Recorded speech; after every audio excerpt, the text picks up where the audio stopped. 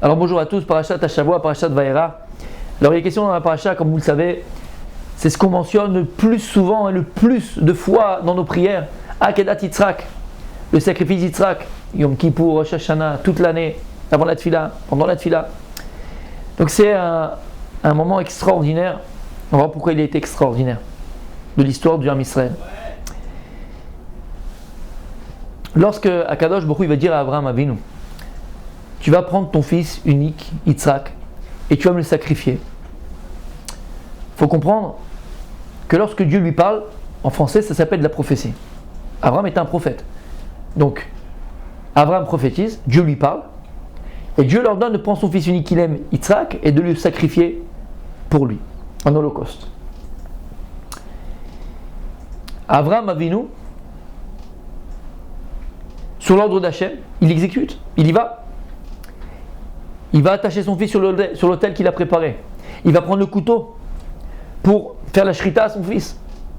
Et à ce moment-là, la Torah nous dit attention, on l'appelle une deuxième fois dans le ciel. Et là, Dieu lui dit Al taslo meuma, ne lui fais rien, ne le touche pas. L'amour, j'espère que son nom je vais le prononcer comme il faut, Mechila sinon, qu'il me pardonne. L'amour de Pachisra ou Pachasra, tu connais son nom Non. Pchisra. Hein? Pchisra. L'amour de Pchisra.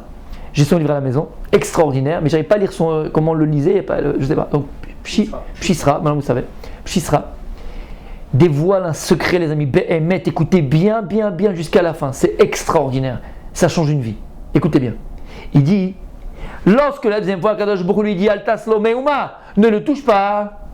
Lorsque Dieu lui parle, comment ça s'appelle? C'est Dieu qui lui parle. Comment ça s'appelle? Comment la Dieu lui parle? De la prophétie. Donc il prophétise une deuxième fois. Dieu lui parle et ne touche pas ton enfant. Abraham ne va pas le toucher. Et là il est sauvé, Yitzhak Avinu. On a un souci. Dit l'Admour. Dans toutes les halachot du Rambam où il nous parle de la prophétie des prophètes, le Rambam nous dit qu'il était impossible de prophétiser si le prophète n'était pas Bessimcha. Une des conditions pour prophétiser, c'est la joie. Où on voit ça par exemple dans le Nach, dans les Nevi'im. Il y a écrit là-bas que lorsque Shaoul et les prophètes qui étaient avec lui sont partis pour prophétiser, ils se mettaient en transe, ils jouaient de la guitare, ils jouaient de la musique. Pourquoi ils jouaient de la musique? Pour faire entrer dans leur cœur la joie. Et grâce à cette joie qui rentrait, qui pénétrait le cœur, ils avaient le mérite d'avoir la prophétie. Lorsque Yitzhak Avinu veut bénir son fils Esav, il lui dit, va me faire un bon plat, prépare-moi le plat que je kiffe. Pourquoi il lui demande ça? Disent les commentateurs. Parce qu'il va donner ici une bracha, donc c'est une sorte de prophétie, et là il va être Bessimcha pour que la prophétie elle marche, pour que ça marche. Donc il dit le Rambam dans la chod de prophétie qui parle de la prophétie des prophètes, il dit, il est impossible, une des conditions, il y a plusieurs conditions, mais une des conditions pour que le prophète puisse prophétiser, il faut qu'il soit Bessimcha. Et là on a une question, dit l'Admour. Ah, Kadosh Baruch Hu, la première fois il dit à Abraham Avinu, tu prends ton fils, tu vas me le sacrifier, celui que tu aimes, Yitzhak. Comment il doit être Abraham Avinu? Comment il doit être? Peiné. Ça doit être, et c'est logique. C'est très dur pour lui, ton fils unique que tu as attendu à 99 ans, tu vas le sacrifier. Mais c'est impossible. Il doit être peiné, il doit être triste, il doit être dans le... Écoutez bien. Dit l'Admour, la Torah nous dévoile. Akadosh Baruch Hu il se dévoile une deuxième fois lui. Et il lui dit maintenant, lorsqu'il est sur l'autel avec le couteau, il dit Al taslo meuma. Il dit, c'est impossible à Abraham Avinu d'avoir pu prophétiser s'il n'était pas Simcha. De là on voit que malgré tout Abraham Avinu il est resté avec la joie. Malgré ce que Dieu il lui a dit, va sacrifier ton fils, il a gardé la joie dans son cœur. Tu vas me dire c'est un moudjahidine, quelle joie? Non. Aïn Bocha Velev Sameach, ce qu'on a dit dans Et Sharei Ratzon, qu'on a lu et qu'on a chanté pendant les fêtes de Tishri. Non, Lev Sameach, Aïn Bocha Velev Sameach. Quelle joie il a gardé dans son cœur.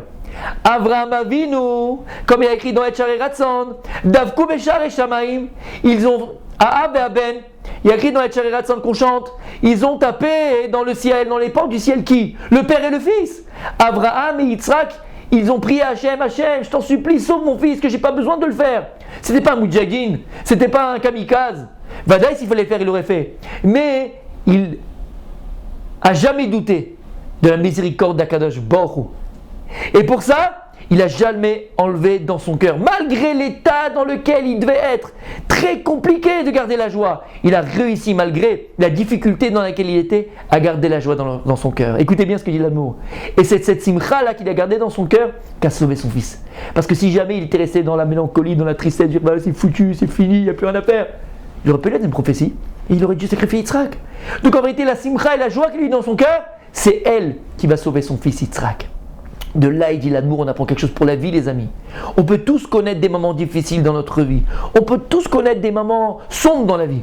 Mais si tu rentres dans la tristesse, tu rentres dans la mélancolie, et tu perds la joie dans ton cœur, alors tu n'as aucun moyen de rédemption, aucun moyen de t'en sortir. Parce qu'au contraire, qu'est-ce qui va te permettre de t'en sortir? C'est la joie qui est dans ton cœur. Parce qu'à partir du moment où tu as la joie, même aujourd'hui, la prophétie, elle n'a pas quitté le peuple juif. Ah, la prophétie, on n'est pas des prophètes, on est tous des prophètes. Un peu. Comment? C'est qu'Akadosh Baruch Hu, si tu gardes la joie dans ton cœur, alors tu verras.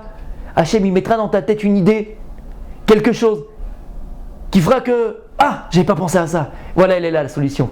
Hachem, il va te donner la solution à tes problèmes.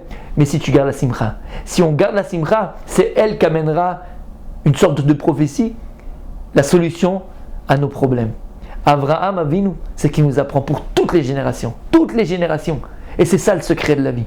Malgré tout ce qu'on peut vivre de difficile, ne jamais rentrer dans l'abandon, dans le désespoir, dans la mélancolie et dans la tristesse. Au contraire, s'efforcer de garder la joie dans son cœur. Parce que c'est grâce à elle qu'on aura la solution et qu'on trouvera Be'ezrat Hashem la Yeshua.